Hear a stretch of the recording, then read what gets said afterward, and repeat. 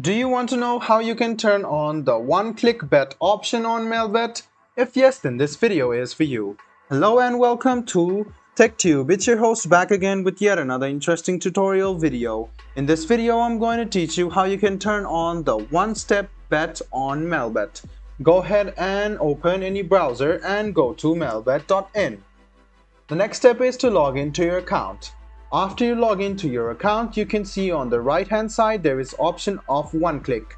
So let's go ahead and start the betting. I'll click on this bet over here. And if you scroll a bit down, there is one click option. Go ahead and enable it.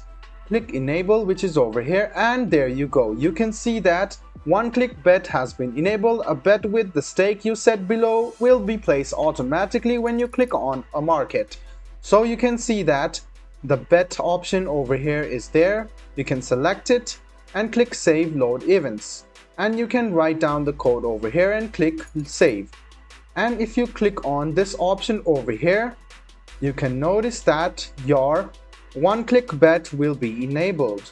But first you must make the deposit. So you can go to enable deposit and start making the deposit and start the one click bet. I hope this video about how you can turn on the one-click bet option on Melbet was helpful for you.